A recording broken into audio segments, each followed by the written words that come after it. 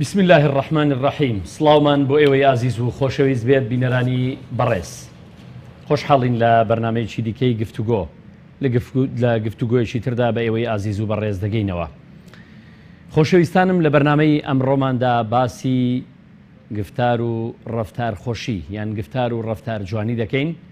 بە میوانداری زۆر بەڕێز و عزیز مامۆستا حەسەن حسێن بانگخواست. مامۆستا گیان زۆر بەخێر بێ. مامۆستا خوای پەروەردگار لە قورئانی پیرۆزدا دەفەرمێ وەقولوا للناس حسنا. خوای پەروەردگار بۆچی بەم دەربڕینە خیتاب دەکا بۆ لای باوەڕداران؟ بسم الله الرحمن الرحيم. الحمد لله والصلاة والسلام على رسول الله وعلى آله وصحبه وله. سرتا دستان خوش بسواسانه كان بو تواريم دیارە ئەو ئاەتە کە بەڕێزت فەرمووت کۆمەڵی مانای زۆر گەورەیەتیایە دوو بە سێ وشەیە. وەقولوا للناس حسنا. یەکەم وەقولوا هەر کەلیمەی قەول خۆی بە خۆی عەمەلی شەگرێتەوە. ینی کەلیمەی قەول جایە لە کەلام و لە حەدیث کە ئەڵێ کەلیمەی قەول واتە عەمەلی شەگرێتەوە. پێغەمبەری خۆشەویست فەرمێ ئیشارەتەکە فەرمێ ثم قال بيده كذا وكذا. کاتێ فەرمێ قل هو الله أحد خۆ ئەیتوانی هەر فەرمێ الله أحد بس أفرمي بعملي تيان بقينا كاتي أفرمي لكم دينكم أبي بعملي تي بقيني كتو حريتي آين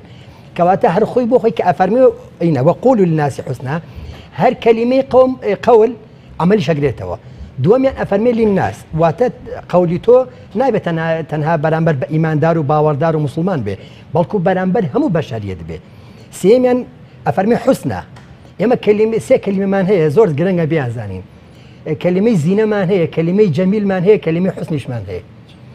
كلمة زينة خوي جوانية ولقد زينا السماء الدنيا بس رازينا خوي جوانية بس رازينا راوته. سمال وجيان ومنال زين الناس يحبوا الشهوات. إنسان بزانه هو مسؤوليته يجنا يعني بلام خوي يقول أي رازينته أصلا كي جوانية بس رازين راوته. جميل نسبية لا يتوجوانا لا من ناشرينه لا يتناشرين لا من جوانا احترامية. بونمونا كسيوا حزكات هوسر الله بجيري اشي حزكات بالاي برز او حزكات كتاب الله بي ام حزكات قلوبي او حزكات ضعيف بي كواتا جمال بوتير كدني حزي انسان كان هو بلام حسن او جوانيه كاختلاف تيانيه بو اخوي قول اسماء جميلين اسماء حسنى هي ولله الاسماء الحسنى كواتا اخوي قول افرميت ابي تو بسلوك وبعمل لقال سرجم روفايتيا بشيويه تعامل كي لتشلابو بجوانيه بيت بشوازه بيت كاختلاف تيان نبيت لا من جوان بي لا او ناشرين بي لا من بشوي بي لا او بشوي بي بيغمان زور جوانيك زور جار جواني لا من جوان لا تو جوانيه بوي ابيت كلمات قلب جيري تعاملي قلب جيري كمتفقي بشري بلا جوانيه بوي خوي قال فرم وقولوا للناس حسنا واتجوان ترين وشا وجوان ترين كردوا برامبر كان اجر مسلمان اجر كافر هر کس یکا بکاری بینو بری والله. زۆر باشە مامۆستا گیان جوان شیت کردەوە. ئینسان لە کاتی بێگەیشتنیان لەگەڵ کەسێکی بەرامبەریە کۆمەڵێ بەرکەوتنی هەیە. یەکەم جار نەزرا ینی سیرکردن یەکەم جار یەکتر دەبینن دووهەم جار دەتوانن خەندەیەک بۆ یەکتر بکەن سێهەم جار سڵاو بۆ یەک دەکەن چوارەم جار دەکتشێت ئەگەر ڕێگە پێدرا بێت تەوقە بکەن چوارەم جار قسەی خۆش دەکەن پێنجەم جاری تر بەرکەوتنەکانی تر ڕوو دەدەن. دەمانەوێت قسە لەسەر ئەو بکەین وەجهی حەسەن دەربڕینی جوان. پێغەمبەر عەلەیهی السەڵاتو وەسەلام دەربڕینی جوان هەڵبەت مەمەستمەوەی لە ڕووی دەموچاوەوە دواتر دێنە سەر قسەکردن. پێغەمبەر عەلەیهی السەڵاتو وەسەلام دەفەرمێ تەبەسسوموکە فی وەجهی ئەخیکە صەدەقە. دەمانەوێت لەسەر ئەو تەبەسوم و لەسەر ئەو ڕووخۆش و کراوەیی مرۆڤ قسە بکەین تا چەندە کاریگەری هەیە لەسەر بێگەیشتنی ئینسانەکان لەسەر ئاکارجوانی ئینسانەکان لەسەر ڕەدی بەرامبەر بۆ ئەوەی تر. پسەرێکی زۆر جوانە فعلا حقیقەتێکەیە ئەگەر بگەڕێنەوە بۆ قورئان لە ڕێگەی قورئانە سیرکەین خوای گەورە ئەفەرمێ وأنه هو أضحك وأبكى. ضحك کە ئەوەی بەڕێزت باسی کرد بەشێکە لە تەبەسوم و بەشێکە لە ڕووخۆشی بەرامبەر ئینسانەکان خی گەورە ئیزافەیەکا بۆ لای خۆی بەڵام دوجارە فەرمێ وأنه خلق الزوجين الذكر والأنثى کە زۆر کەس واتیانە نازانێت کە پێکەنیش لای خواوەیە پێکەنیش لای خوایش کە ئەنوا پێکەنینمانەیە ئەنوا پێکەنینی سەفاهەمانی احترامێ قەت پێغەمبەری خوا بە قاقا پێ نەکانیوە تەفاهەمان هەیە شتێک کە تۆ ئەبێت پێکەنینی زەحکی تەفاهە پێکەنینێک ئەبێ عیبرەتی پێوەرگیری شتێکە عیبرەت بەڵام پێی پێیەکانی نەباهەیشمان هەیە ئەوەی بۆ میوان كاتك ميواني جيت ماله وامرأته قائمة فضحكت فبشرناها ضحكي شمان هي ضحكي وجاهها الوجيه بو شيء أما بو هاوري ودوستو كسكانا أما لا راقيتين جوري بيكانينا كانوا زردخانا كان وهروها لقولتين عبادة كان لقولتين عبادة كان بيوتي ضحكي وجاهها كتوم بي أكان بوتو تو بي أكاني بومن شنك إنسان كاتيك سبحان الله إنسان كان أبر وكان دموتاو كان أيوانن بو يكتري حرب بيكانين خوي بو خوي لغيش عالمية روخوشي لغيش عالمية همو إنسان كان لبيكانين يكتري في أجان كسيشي أوروبي بي يان أمريكي بي يان ياباني بي يان هندي بي هر كسي بي بيبكاني أزاني على شي بلان أجر تصنعش بيكانين كي اللي تيجي جاء كيتو كواتا أمشتانا ضحكي وجاهها أو بيكانين كجولتني عبادة كانوا بيغمري خوش إذا فرمي تبسمك في وجه أخيك صدقة يعني فرمي وخالق الناس بخلق حسن سنتان حل كلمة تبسمك كخواي جولة أي كاب بجولتني عبادتي بقول تيد بجيني كأما شن كاري قال لا إنسان كان هي شن كاري قال لا إنسان كان هي زور جارنا أوي كبزر دخانيك أوي ببيكانين شعر سرابي رنا بدوس عسير ساعة حوار كوتاي بينيو يعني شعر سنة بكشكا بلا من رنا زردخانيك رنا بيكانينك أو خفتين يالتو من نمونيك باسكم لا يخومن همو جاريك بكولانك أروشتم هر قدر إخوة يعني نام ناس نبو سلامكم سلام ناكر رجع سلام كرت حلصة يعني عفوا برروم هات بيكنيمو سلامكم ليه كرت وتي أزاني هتاوكو إستا توم بكسك زوم متكبر زانيوا بس لم لحظة يزورم خوش شوي سبحان الله يعني هر بيكنين يكون توقيع ولا قال زور سادة والله رازقويانا صادقانا إذن بيكانين لغيش عالمية زردخانة لغيش عالمية إنسان كان أتوانا جذبي برامبركا وبرامبر بري خوي لا خوي جذبك بشي بورو خوشيك وكو بيغمري خواه فرمي بو بيش لعبادة الجورة كان الإسلام يعني ده شيء نزاع لنيوان دو كسي شاهبه لنيوان دو قومها به لنيوان دو قركها به لنيوان شوين كومالي كسيكها به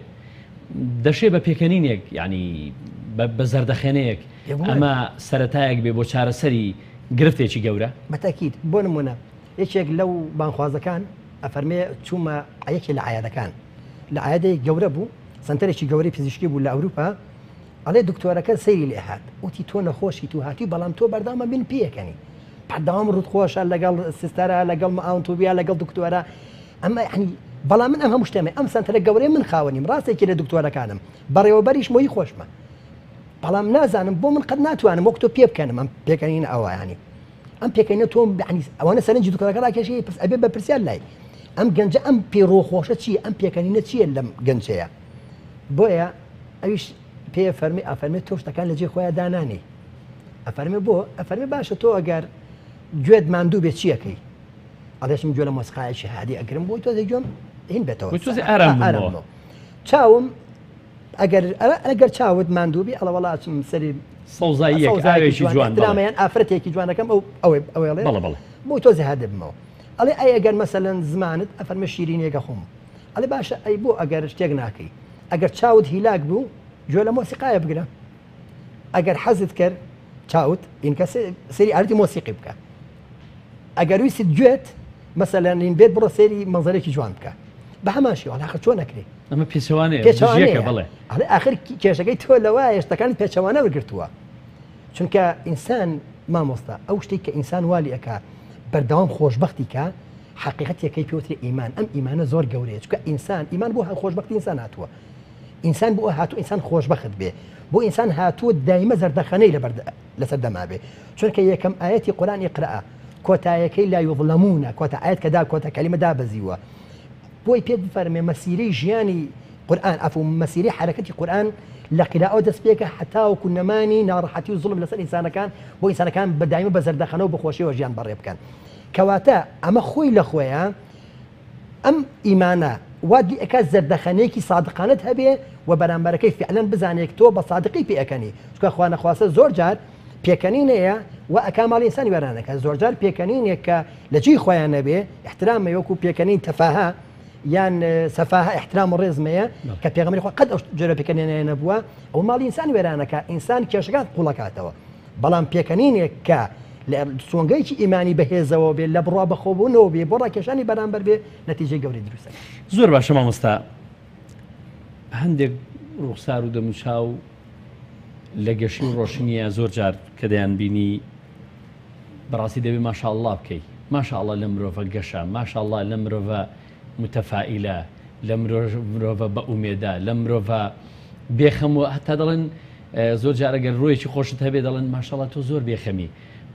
زۆر جار جوای لەوانێ ئەو تۆبەتەشە دێت پاڵکۆر ئەڵێن ئەمە بیر ناکاتەوە دنیا هەر بە هیچ نەگرتووە بەڵام گرفت لەوەیدایە ئێمە زۆر لەوانەیە نەمان پرسی بێ مەصدەر و سەرچاوە و تاقە و وزەی ئەم پێکەنینە چییە لەکوێوە هاتووە لەکوێوە سەرچاوی گرتووە دەمێ بەڕازت ڕوونی کێوە ئەم ڕووگەشەی مرۆڤ لەکوێوە سەرچاوی گرتووە وەکو لە سەرەتا وتم آياتك منها وأنه أضحك وأبكى وأنه أمات وأحيا وأنه خلق الزوجين الذكر والأنثى ضحك وبكاء دو علامة إنسان دو علامة إنسان لخوانا دروز نابن خواي قولة خلقين ريتي كواتا أبي أسباب شدبوب خلقين بله أسبابك تشيها أقر يما بقرنو سلاتاي دروزبوني إنسان كان لبهشتها أبينين خواي قول آدم دروسك عليه السلام لكوري ملائكتها لقل راسه خو لقل خواي قولا قفتو قوكا بەڵام دوایە ئادەم عليه سەلامێتە سەرزەوی لەو جەوە ڕوحی دابڕێ بۆیە جۆری لە کەئابە و ناڕەحەتی ڕوەکاتە ئادەم عليه سەلام بۆیە ئەم ناڕەحەتیە بۆ چییە یعنی غەریبایەتی کردن و بیرکردن و ئیشتیاقە بۆ ئەو عالەمە ڕوحی کە تایە بووە بۆیە شتێک دروستە بێ ناخی ئادەمە ئەوی ئەم فەراغە ڕوحیکەی بۆ دروست بووە تێری بکاتەوە ئەم جەوە ڕوحیە خۆشەی بۆ دروست بوو ئەو خۆشگوزەرانی بۆ دروست بووە بۆی بگەڕێتەوە بۆیە ئەگەر سەیری بکەی لە ناخی هەموو من و تۆش هەموو ئینسانەکانە حاڵەتێکەیە زۆر جار خۆشمان نازانین یعنی زۆر جار بێتاقەتی پێت ئەڵێ بۆ بێتاقەتی وەڵاهی نازانم آخر قەیناکە خەفەتێ مشکلی ئەڵێ نازانم ئەمە ئەوەی کە لە ئادەمەوە بە میراد ماوەتە بۆ هەموو نەوەکانی ئیلا بەچی دروست ئەبێتەوە جارێکی تر بەگەڕانەوە بۆ ئەو بەهەشتا ڕوحیە کە ئادەمی تیا دروست بوو بۆیە خوای گەورە ئەفەرمێت هەر کەسێ شوێنی پەیامی خوای گەورە بکەوێ لا يضل ولا يشقى چونکە ئینسان ئەگەر ئەم پەیامە ئەگەر ئینسان بێت و بەپێی ئەم پەیامە نەڕوە کە خوای گەورە پەیامێکی ناردووە کە قورئانە منهەجی مرۆڤایەتی ئەگەر پێی بۆ نەڕات تووشی شەقاوەتە بێ ضەلال واتە لادە لە ڕێگە لادا شەقاوەتی واضحە کەواتە ئینسان بەچی ئەگەڕێتەوە بۆم عالەمە ڕوحی گەورە بەوە ئەگەڕێتەوە کە بتوانێت تەعاملێکی یعنی ڕاستەقینە بکە کە بەداخەوە زۆر جار ئەوە ئێمەین گرفتی ئێمەی ئیماندار مسلمانە کە ئەم دینەمان ئەم ئیسلامەمان وەکو کابوسێ ناساندووە پێمان وابێ ئەگەر کەسێ پێ بکەنێ ئیماندارێکی ضعیفە ئیمانی ضعیفە ینی ئەگەر ئینسانێ جۆرە بیبینی لە شوێنێکا وەرزشە یاریە ڕاضیە بکە ئیمانی ضعیفە لای زۆر بەی کەسی ینی ئیمان قایم ئەو کەسەیە کە ڕووی گرژە کە مۆنە کە پێ ناکەنێ کە زبرە کە بەداخەوە ئەمە لە کاتێکا سەد پێچەوانەی بڵێن سنەتی پێغەمبەری خۆشەویستەکە فەرمێ ئەلهو وەلعەبوو ئەفەرمێ یاری بکەن گاڵتە بکەن بۆی خەڵکوانە زانن دینەکەتان وشکە پێغەمبەر صلی الله علیه و سلم خۆی کردوێتی لەگەڵ داعش ئیماندارانە کردوێتی هەر لە ناو مەدینەیە والله چەند ڕووداوێکەیە في مدينة الرسول ئەگەر هەر کەسێ بچی بخوێنێتەوە کتێبێکی خۆشە باسی شاری مدینە ئەکات لە ڕووی پێگاتی کۆمەڵایەتی و سیاسی ئەوانەوە شتی زۆر جوان باسەکە کابرایەکەیە ناوی نوعیمانە نازانم دەرەجەی سەحەتەکەی چۆن بەس ئەفەرمێت ئەمە نقلی کردووە ئەفەرمێت ئەم پیاوە ئەمەنە قسە خۆش بوو ئەمەنە ڕوو خۆش بوو هەموو جارێ ئەچوو هەنگوێن و ڕۆنی بۆ پێغەمبەری خۆیان صلی الله علیه و سلم بە هەدیە کە پێغەمبەری خۆ تاوای کرد پێغەمبەری خۆ پارەکەم بەرێ ئەی هەدیە نەبووە ئەی پێغەمبەری خۆ ما پارەم لەکوێ من فەقیرم پارەکەم بەرێ تەنانەت لە ڕواتێکە باسەکات ئەفەرمێ ڕۆژێکیان کابرایەکی دەشتێکی هاتووە خزمەتی پێغەمبەری خوا صلی الله علیه و سلم وشتێکی بەستبووە لە بەردەمی مزگەوتەکەی پێغەمبەر صلی الله علیه و سلم چووە دیارە لە غەریبە هاتووە تا ئێوەرە ماوەتەوە هاوڵان ئەڵێن نوعیمان چی خۆشە ئەڵێ وەڵاهی چی خۆشە ئەڵێ ئەم حشتری ئێستا سەری بڕۆ گۆشتەکەی بکوێن ئەڵێ بۆ خاتی خوا پێغەمبەری خوا بزانێت قوبوڵی ناکە ئەڵێ کورە خۆی بزانێت دوای خواردومانە پارەکەی بژێرە ئاساییە قەمن نەبێ والله باقينا ڕێک حشتەکە سەر برن حشتەکە خۆن حشتەکە خۆن کابراایەتە دەرەوە خاوەنی حشتە سێرەکە ئەم لا ئەو لا وشتە دیار نییە چی لە هات چی لا پێغەمبەری خوا حواڵە چێت کاشتێکی وایە وشتێک قورسە لە ناو دەوڵەتی مەدینە و لە بەر مزگەوت و لا هەموو هاوڵە چۆن دیار نەماوە وڵا کوا چی لە هات ئەڵێ وڵا پێغەمبەری خوا ئەیمان سەری بڕ خواردمە پێغەمبەری خوا بێتاقەتە بێت ئەفەرمی کوان و ئەیمان ئەفەرمێ لە ماڵی ضەبعی کچی زوبەیرە خوشکی زوبەیری کوڕی عەوف ئەڵێ ماڵێ ئەڵێ لەوێ ئەویش پێغەمبەری خوا ئاچێت سەیرەکات خۆی داپۆشیوانی گوێنەشریاوە بە خۆیە هەڵە سێنێن وەرە دەرەوە ئەنە دەرەوە ئەفەرمون ئەم بوات کرد ئەفەرمو وەڵڵای پێغەمبەری خوا ئەوانی کە شوێنەکەی منیان پیشانە هەر ئەوانش پێیان وتم پێغەمبەری خوا زەردەخانەی کە ڕەشەکەی قەینەکە خۆم بۆ بشێرم دەی ئەمە گاڵتەیەکە لە تەدەمی پێغەمبەری خوایە کراوە صلی الله عليه وسلم من و تۆ بیکەین چ لەمە قوبوڵەکە یعنی بۆیە بەڕاستی کاتێ تۆ دەوڵەتی مەدینە ئەخوێنیتەوە فعلا دەوڵەتی ژیان بووە دەوڵەتی کرانۆ ئینسانەکان بوو خۆ مەگەر دایکی عایش دایکی ئیمانداران خاتو عایشە نافەرمێ چوین بۆ شاییەک پێغەمبەری خوا فەرمی چیتان کرد فەرمی وەڵا چوون بکمان هێنا تەواو فەرمی ئەی گۆرانیتان نەوت ئەی شتێک فەرمی ناوەڵا ئەی فەرمووی بوتانە ئەتەیناکم فەحەیونا یعنی بە کورتەکەی گۆرانیتان بوتایە بخۆتان گاڵتەتان بکردایە کەواتە بەداخەوە مامۆستا ئەوە ئێمەی ئیماندارین ئیسلامان وا لە خەڵک تێگەیانوە ئەوەی ڕووی گرژ نەبێ ئەوەی کەئیب نەبێ ئەوەی ینی پێناوتری ئیماندار زۆر باشە مامۆستا دەمێ باسی ئەم ڕووگرژێ بکەین بۆ ئەمە بووە بە کللتوری ئێمە ئەمە بووە بە زۆر جار پێناسەیەک بۆ هەندێک کەسی مسلمان دەڵێن ئەم کەسە زۆر متەدەینە بەڵام کەسێکی مڕمۆچ کەسێکی چارەی داوە بەیەکە کەسێکی ڕووناخۆش ئەمە لە کاتێکدا تەواو پێچەوانەی مەبادیئەکانی ئیسلامە تەواو پێچەوانەی تعالیمی ئیسلامیە تەواو پێچەوانەی هەموو ئەو دەقانەیە کە لە قورئان و سونەتە ئاماژە بۆ دەکات کە دەبێت ئینسانی ئیماندار ئینسانی مسلمان ڕووی خۆش بێ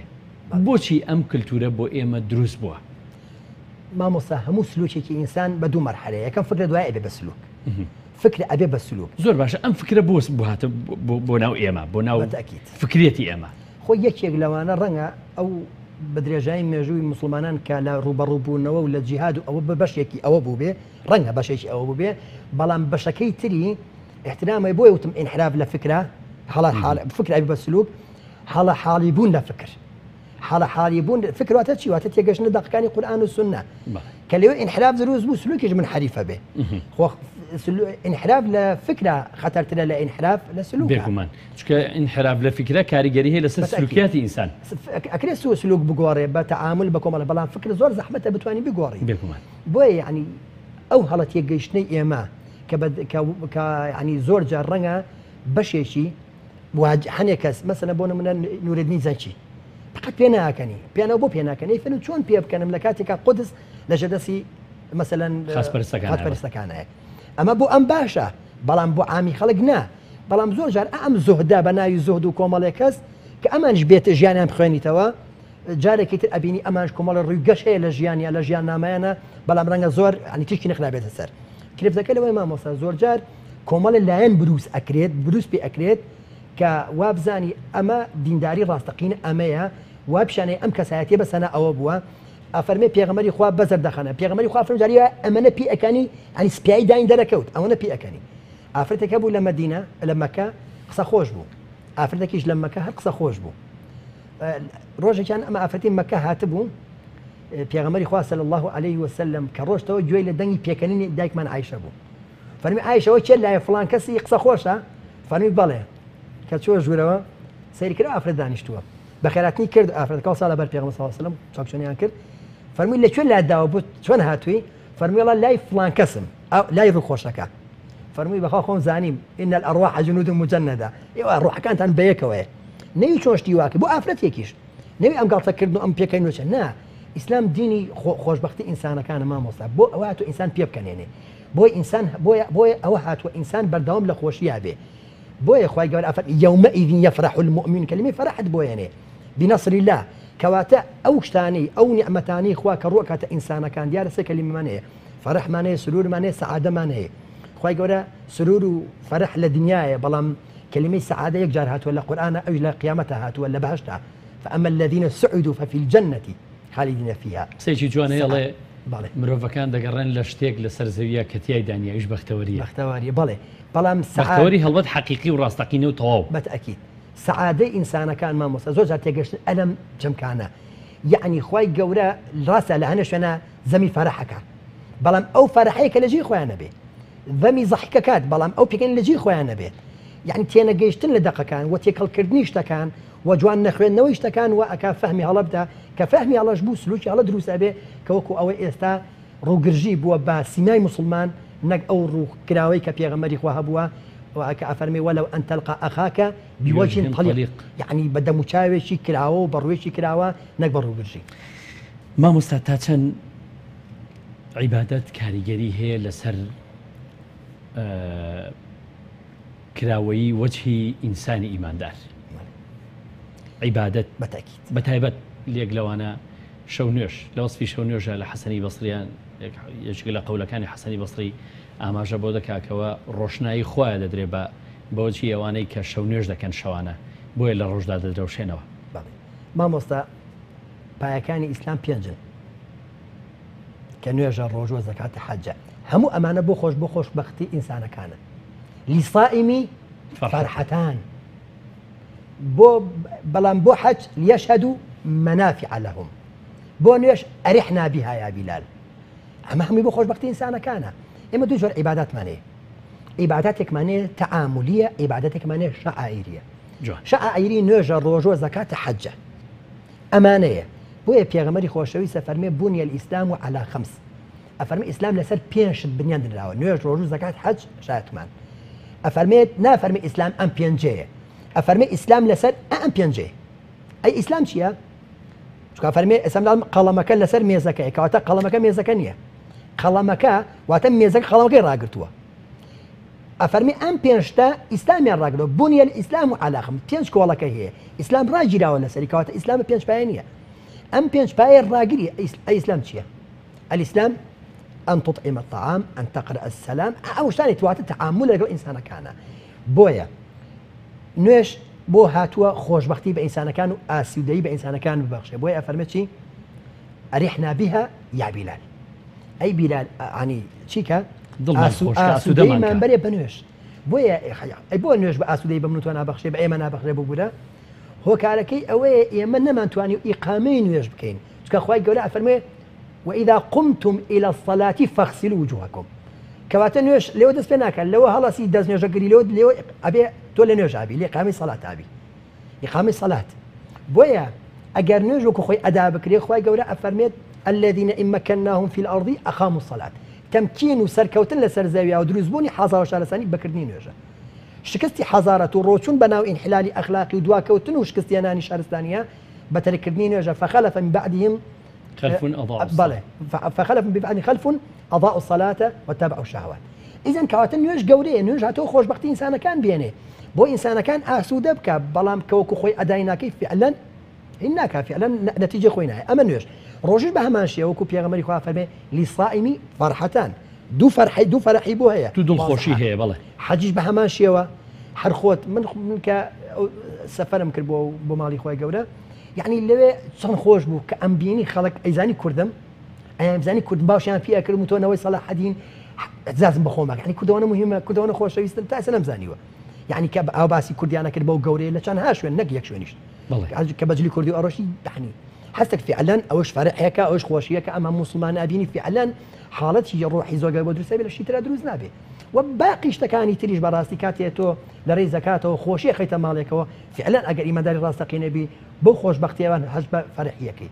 شایەتمان خۆشی بۆ خۆی هەر کرانەوەی ڕۆشتنە نقلبوونە لە عالەمی تاریکیەوە بۆ عالەمی ڕووناکی یخرجهم من الظلمات إلى النور کەواتە ئەمانە پایەکانی ئیسلام هەر هەمووی لە پێناوی خۆشبەختی و کامەرانی ئینسانەکان هاتووە هەڵبەت لێرە مەجال نییە باسی هەموو دروشمەکان بکەین یان ئەو عیبادەتانە بکەین کە ئینسان دەیکە هەر ئەم پێنج پایانین خۆدوتە دەمە ئیسلام لەسەر ئەم پێنج پایە وەستاوە و گەرنا هەمویان هۆکارن بۆ ئینسان ڕۆیشی گەشتی بێ وە مرۆڤێکی عەمەل ساڵح بێ و کردەوەی باشی هەبێ زۆر قسەمان کرد لەسەر وەجهی حەسەن و لەسەر وەجهی کراوە دەمەوێت ئەم جارە باز لە بەشی دووەمی بەرنامەکەدا باز لە ڕەفتار بکەین خوای گەورە دەفەرمێ لم تقولون ما لا تفعلون خوا گەورە فەرمێ بۆ دیارە قسە دەکەن بەڵێ بەڵێ بەس بۆ کردەوەی پێ ناکەن جوانە ڕەنگە گەورەترین ئافاتی عالەمی ئیسلامی ئەوە بێت گەورەترین ئافاتی عالەمی ئیسلامی ئەم خاڵەیە کە بەڕێزت ئەم ئاەتەیە کە بەڕێزوتی یەقولون ما لا يفعلون ئەوەی کە ئەیڵێن نحکە بەداخەوە کاتە ئیسلام هاتووە ئیسلام بریتێ لە علم لا بڵێن قول و عمل بەڵێ ئیمان بریتێ لە قول و عمل يعني إيمان بالتلا قول عمل بوي خوي جورا داوي عملي صالح ماليك الذين آمنوا وعملوا الصالحات عملي صالح شيء عملي صالح جاء عملي كتير عملي صالح بيشواني عملي فاسدة عملي صالح واتا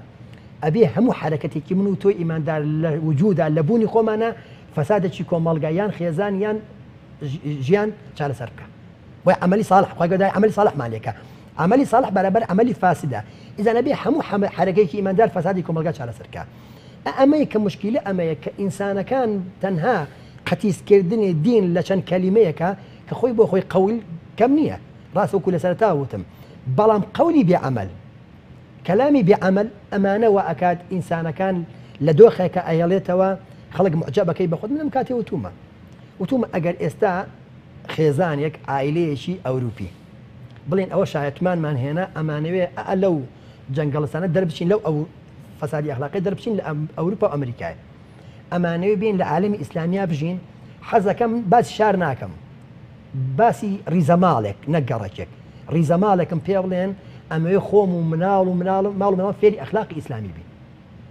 شو نكمل دستكوي كمنال كان من أو عائلة بتوانيت مالو منالي هر خود أتواني مالو مالكت بريت قرتك كوا كبتاوتي بزاني لم قركيا مالو منالكت بپرورديك إسلامي دڵ ساچین بێت دڵت ئارام بێ لە بەرەوەی کە منداڵەکانت بە پەروەردەیەکی باش پەروەردە دەبن ئەم خەلە قەورەیە کە بەڕاستی جاکردنەوەی قەول و عەمەل لە یەکتر ئەو زەربە گەورەیە کە لە عالەمی ئیسلامی داوە عالەمی ئیسلامی هەتا وەکو گرێدانی قەول و عەمەل بەیەکەوە دروست نەکاتەوە ئەو نەهزەی کە چاوەڕێی ئەو سەحوەی کە چاوەڕێی دروست نابێتەوە ئەمە گەورەترین گرفتی عالەمی ئیسلامیە بەڕاستی هەمومان ئەڵێن ئیسلام چارەسەرە بەڵام ئیسلام چارەسەرە بەڵام کردەوەکانی خۆمان بووە بە ئەرقەلە و بۆ بەڕێگرێک لە بەردەم بە چارەسەربوونی ئیسلامە وەکوواڵێ الئیسلام هو الحل ولكن بەڵام مشکلەکە لە چیە لە مسلمانەکان نایانتوانیوە ئەمانەیە مامۆستا کەوای کردووە جارێک ینی دوو بنیەی شازعین دوو شتی زۆر دوورن لە یەکەوە لە کاتێکدا ئەمانە تاواکەری یەکترن تاواکەری یەکترن کە قەول بەبێ عەمەل نابێت خۆی وتمان هەر کەلمەی قەول خۆی بەخۆی خۆی لە خۆگری عەمەلیشە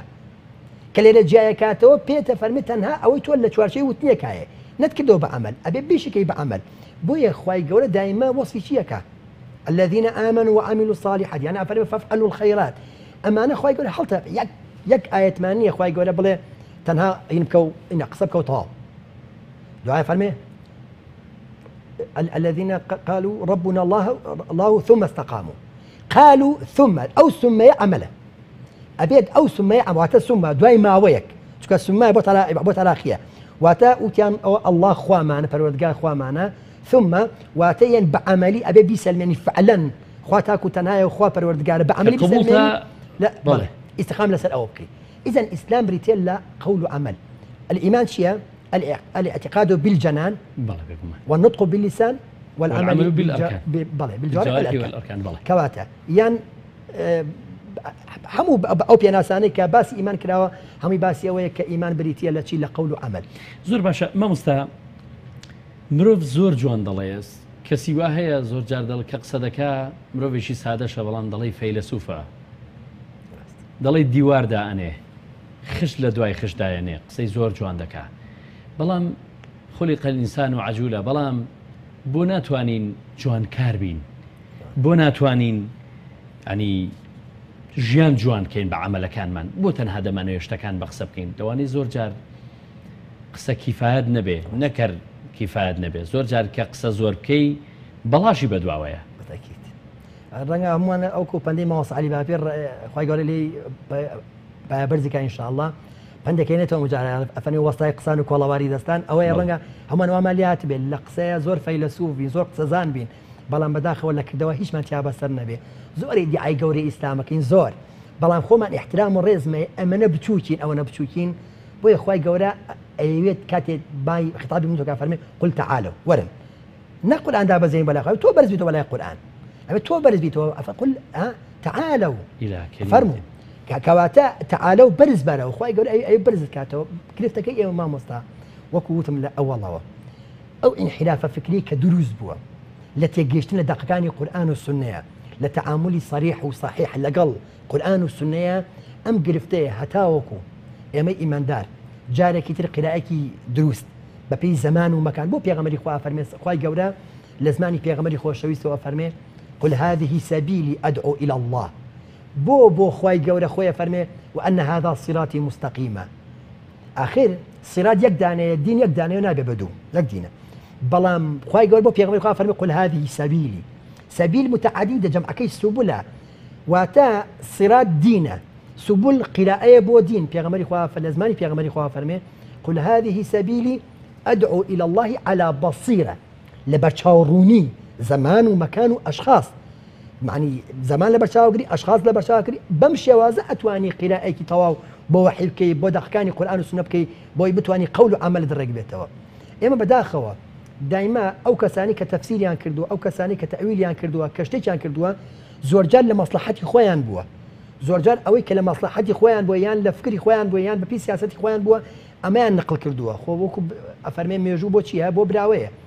هاتووە ئەو شتانەی کە لای خۆی جوانە لای خۆی باشە ئەوەی بۆ نقل کردو ئەوی کردە بەدین بۆ تۆ بۆیە پێویستی بە تەنقیح پێویستی بە وردکاریە بە دوواداچوونە و جارێکی تر قراءەی قورئان و سونەیە وحیە بەچی بەرچاوکردنی زەمان و مەکان و ئەشخاص بۆی بتوانانی قەول و ئەمەل جارێکی تێکەڵاو بکەیتەوە عالەمی ئیسلامی لەوەی کە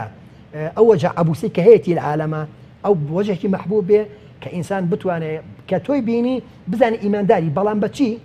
بدعوي صامتة نك بكلام هاد بحركاته بكر دو جوانا كانت بروح وشكتها بزاني كتو إيمان داري زور باشا ما مستا بيغمر عليه الصلاة والسلام صحابة كان للرجاي بيقومان قسا وجهي حسن بزوري للري عملي صالح هوا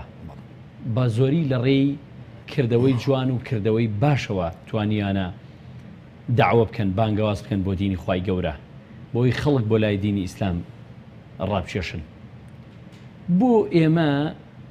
ئێمە ناتوانین ئەمە جارێکی دیکە تەرجەمە بکەینەوە جارێکی دیکە چاو لەوان بکەین ئێمە کە ئیدعای ئەوە دەکەین شوێنکەوتەی پێغەمبەری خواین شوێنکەوتەی سەحابەکانی شوێنکەوتەی ئیسلامین بۆ ئەمە ناکەین لە کاتێکدا فەرزە لە سەرمان ئێمە بە عەمەل و بەکردەوەی باش وا بکەین خەڵک بەرەو دینی خوا بێ لەسەر هەموو فەردێکی ئیماندار لەسەر هەموو تاجێکی بڕوادار ضرور و فەرز و پێویستە کە داوا و بانگەواز بکە داوای کەسێک لە کەسێکەوە جیاوازە دەشێت تۆ بە مۆعیزەکانت بتوانی خەڵکمان کەی بەڵام دەشێت کرێکارێک لە ڕێی دەستپاچیەوە بتوانێت داوا و بانگەوازی دینی خوا بکە کە بۆ کەسێکی ناموتەدەیەن و بۆ خەڵکی بەعام کاتێ ئیش و کار دەکا بۆ ئەمین سندوقێک دەشێت کە لەسەر سندوقەکە بپارێزێت دەستی پاک بێت لە ڕێی عەمەلی چاکەوە بۆ ئێمە ئەمەمان واز لێ هێناوە بۆ جارێکی دیکە ناگەڕێنەوە بۆ سەری بۆ گوڕمان پێ نییە بۆ لە پشتەوە ینی شتێک دەفعمان ناکا پاڵمان نانێ بە گوڕ و تینەوە بچینەوە بۆ عەمەلی ساڵح مامۆستا گیان عەقەبەکان لە ڕێی ئینسانە زۆرن ئەگەر سەیری منهاج العابدین بکەی ئەوەی ئیمامی غەزالی ڕەحمەتی خوای گەورەی لێبێ ئەفەرمێ کۆمە حەو عایقەیە ئینسان کە ئەگەیەنێ چەند عایقی عیلمە بەڵام دووەمان ئەو عایقانی کە تایبەتە بە ئینسان خۆیەوە خۆشەویستی دنیایە و نەفسە و عنی پلە و پایای ناو کۆمەڵ ئەمانە ڕێگرن زۆرجار لە ئینسانەکان و ئێمە تا ئێستا نەمانتوانیوە تەعاملێکی ڕاچکە هۆکارەکەی بۆ چونکە نەمانزانیوە بۆ نەماکرد چونکە نەمانزانێت چۆن تەعامل بکەین لەگەڵ پێغەمبەری خوا صلی الله علیه وسلم چۆن تەعامل بکەین لەگەڵ سنەتەکانی پێغەمبەری خوا صلی الله علیه وسلم چونکە پێغەمبەری خوا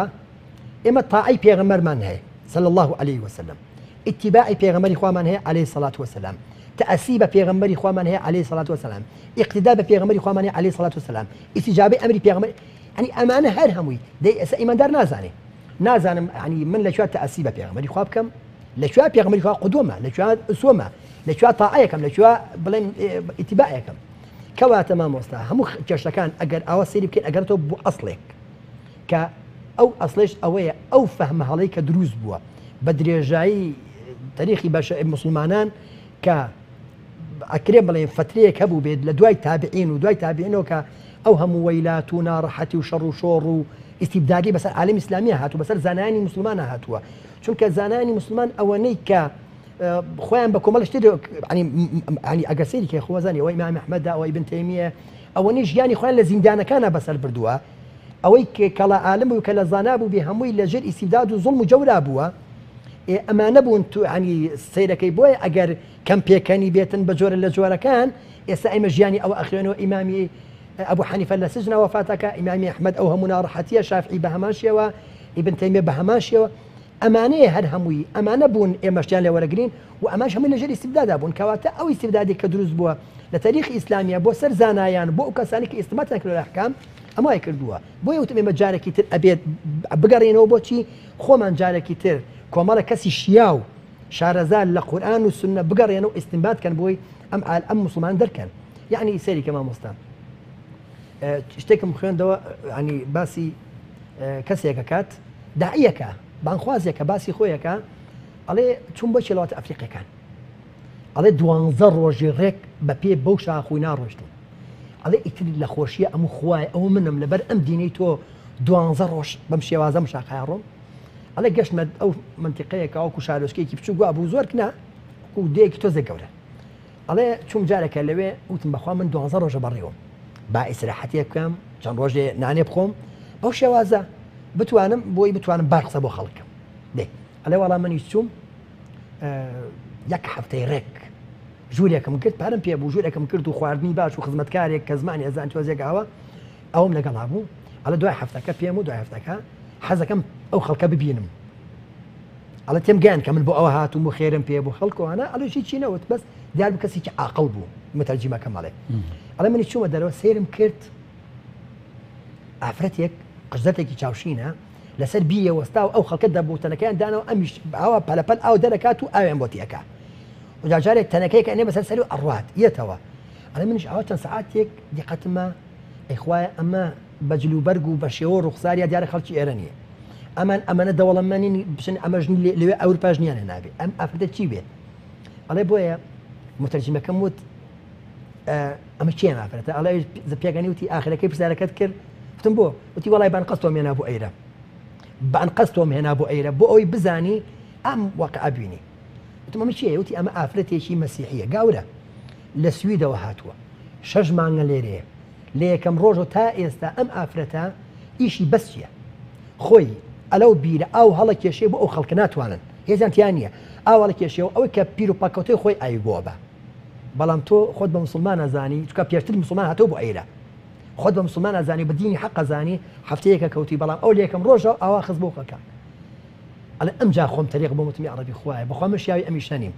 ئافرەتێکی گاور بەم شێوازە بۆیە دین ئەبێت تەعامل بێت هەراو نمونەی پێمان لە ئەبێت دین تەعامل بێت بە تەعامل ئینسانەکانە گوت پێغەمبەری خوا صلی الله علیه وسلم چی هەبوو بدوشت بقرآنێکی بەقووەت سمعنا قورآنا عجبا قورآن خۆی لەگەڵ جوانی و پاچی پێغەمبەر صلی الله علیه وسلم ئەگەر پێغەمبەری خوا سەرەتا صادق الأمین نەبوایە ئەو هەمووشان لێ وەرناگرت کەواتە جوانی سلوکی پێغەمبەر صلی الله عليه وسلم و جوانی تەعاملکردن لەگەڵ ئینسانەکانە ولو كنت فظا غليظ القلب لانفضوا من حولك خواصح بە ئاشکرا باسی پێغەمبەری خوا صلی الله عليه وسلم کە تۆ چەندێک کراوەی کە تۆ چەندێک لەگەڵ یانای يعني قورەیش بوون دژایەتی پێغەمبەری خۆشەویستەکەن صلی الله عليه وسلم ئەفەرمێ بەڵام پێغەمبەری خوا فەرمێت خوای گەورە ئەفەرمێ فلعلك باخع نفسك على آثارهم إن لم يؤمنوا بهذا الحديث أسفا يعني پێغەمبەری خوا ئەمە ناڕەحەتە بوو کە ئەبوو جەهل و کێباڕای خەریب و ها کوتمان خەریکە لە مەراق ئامرم خەریکە لە مەراقای ئەو خەفەتی خۆی بۆ ئەمانە ئیمان چکە ئەزانی دۆزەخ چەند سەختە ئەفەرمێ فلا تذهب نفسك عليهم حسرات ئەوەنە خەفەت و ئەهوانازیان بۆ مکێشە ئەبەو ئەخلاق جوانە پێغەمبەری خوا صلی الله عليه وسلم بۆی ئەفەرمێ کاتی ئەفەرمێت اذهبوا فأنتم طلقاء ئەمت ئەخلاق جوانەی پێغەمبەری خوا کەمەند کێشەکە خەڵکی کەمەند کێشەکە بۆ پێغەمبەری خوا صلی الله عليه وسلم یان لەو کاتەی لە تایف بەربارانیان کرد لەو فریشتە هادووتی خوای گەورە سڵاو لێ دەکا و ئەگەر دەتهەوێت تاوەکو خوای پەروەردگار من ئێستا ئەو شاخانە بدەم بە یەکە و چیانە بۆ ئەم گەلە لە ناوچن بەتەکید کەواتە ئەمە بەزەی پێداهاتنەوەتی ئەمانە نەزانن دوعاشان بۆکە بەڵێ دوعاشان بۆکە بۆی ئیشی داعی چییە ئیشی داعی بەڕۆژ یا قەومیە بەشەو اللهم هدی قومی بۆیە ئیشی داعی ئەوەیە ئەبێ بە شەو نەخەوێت دوعا بۆ قەومەکەی بکە بە ڕۆژیش بگەڕێ بە عەمەلی ساڵح بە دەموچاوێکی جوان ئیش بۆ خەڵکە بکە بە ڕۆژ یا قەومی بەڵام بە شەو اللهم هدی قەومی بکە واتە لە خەمی ئینسانەکان نابێ خوای گەورە کاتێک وێنای من و تۆ ئەکە ئیماندارەکە فەرمێ كنتم خير أمة أخرجت للناس نافرمي لأنفسكم للناس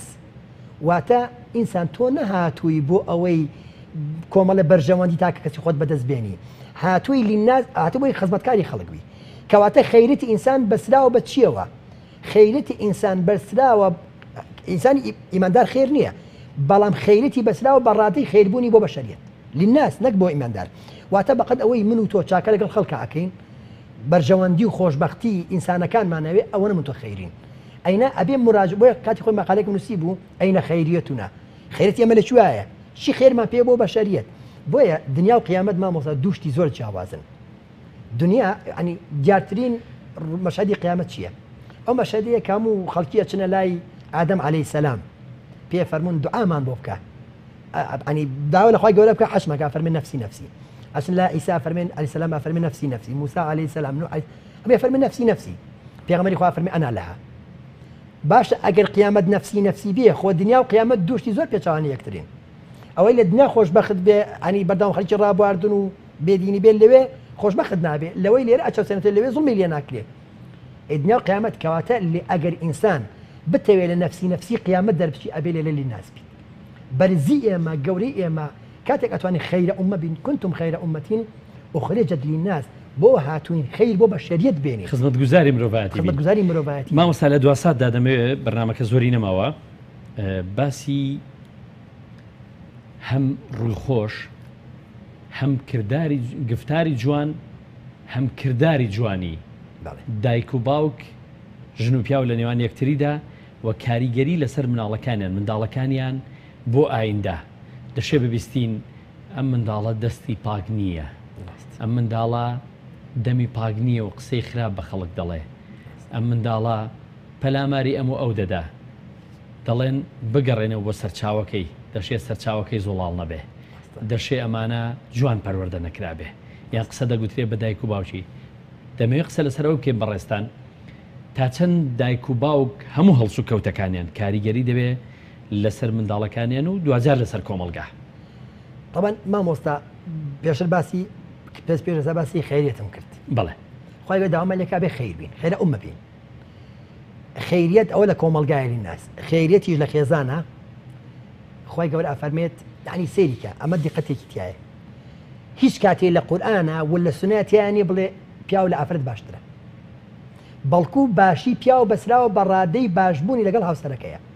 خەیرکم لئەهلیه پێتە فەرمێ ئەی ئینسان مسابقە بکات بۆیە کەسی ئیماندار و کەسەیە باشترین کەس بێ لەگەڵ هاوسەرەکە معقول نییە کەسێک باشترین کەس بێت کا ئەفەرمێ و ئەنا خەیرکم لئەهلی پێغەمبەری خوا باشترین کەسە بۆ ئەهلەکەی بۆ خێزانەکەی کەواتە ئینسان هەڵمانێنێ بۆ باشترینەکان ئەفەرمێ ئەتێ باشترین بی معقولیش نییە کەواتە ئەبێ لەگەڵ خێزان تا باشترین بی معقولیشە کەسێکیش کە لەگەڵ خێزانێ باشترین بوو جوانترین تەعاملی هەبوو ڕاقیترین تەعامل و مامەڵی سلوکی هەبوو لە ڕۆژانەیە مستحیل مناڵەکانی تووشی انحراف بن هەموو ئەو ئایلان تووشی انحراف بوون ئەوەیە کە دایک و باوک کێشانەیە چونکە فعلا وەکو بەڕێزت فەرمووی هەر عیلمیان ثابت تەنانەت خوێندومەتە لە چەند شوێنەکە ئەڵێ کاتێک تووڕێی دایک و باوک مناڵ لە ناوسکاوی تەسیری لە مناڵەکە کات کە ناوسکی کە لە ڕەحمی دایکیایەتی چ زای ئەوەی لە بەردەمی خۆیان بێ بەتەکید چەندها فەرمودەیترمانێک کە ڕەنگە سەر مەجالی ئەوە نەبێ پێغەمبەری خوا صلی الله علیه و سلم کاتێک گەنجەکەیەت ئەفەرمێ پیاوەکە ئەفەرمێ کوڕەکەم لەگەڵمان باش نییە ئەفەرمێ ئایا دایکت بۆ هەڵبژارد و ئایا ناوێکی ئەمانە بۆ ئەفەرمێت باشی ناو هەڵبژێرن ئەمانە بۆی ئەم مناڵە بتوو بزانێت کە تۆ حەقی خۆت پێداوە خەیر بووی لەگەڵا بۆی خەیر باتەوە ئەنجە دوای ئەوە باسی کۆمەڵێک ئەساسیای تەعاملی تو ئەکا لەگەڵ مناڵەکەتە فێری نوێژیەکات ئەفەرمێت قاعیدەکەت بۆ دانێ ئەفەرمێت 7 ساڵ فێریان کەن 7 ساڵ فێریان کەن عەلیموهم دوای 7 ساڵ ئەدەبیان بن و 7 ساڵیش هاوڕێتیان بکەن 7 ساڵ یەکەم فێری یەکەیت سێ کۆرسە کۆرسی یەکەم فێرکردنە کۆرسی یەکەم ناڵەکە فێرەکەیت کۆرسی دووەم تەئدیبێ دەی دوایی بۆ ئەوی بە عەمەلی فێریکەی لەگەڵ خۆتە ئەیگێڕیت ڕافیقۆم ئەبێت 7 ساڵ یەکەم فێریەکەیت 7 ساڵی دووەم ئەدەبیەکەی بە نەزەری فێریەکەی ئەمە بۆ چواردە کە بوو بە چواردە مراهقە ئەبێ وریای بیت ئەنج خۆم تەعامل لەگەڵاکەم ئەیکەم بە هاوڕێی خۆم بۆی لە منەوە فێری سلوکەکان بێت بۆیە پێغەمبەری خوا کاتی ئەفەرمێ ئەو سیانە سێ کۆرسە بە 21 ساڵ ئەتوانێت دوای 21 ساڵ گەنج بخیتە ناو کۆمەلگاوە جوانترین گەنج و باشترین گەنج و سودمەندترین گەنج بەڵام ئەگەر نەبێت هەر لە سەرەتاوە مناڵەکە تووشی انحراف بوو چونکە تۆ تووشی انحرافت کرد باوک تووشی انحرافی کرد جەستەیەکی نەخۆش ئەندامێکی نەخۆش دەخیتە ناو کۆمەلگا مامۆستا گیان لە کۆتاییدا زۆر سپاس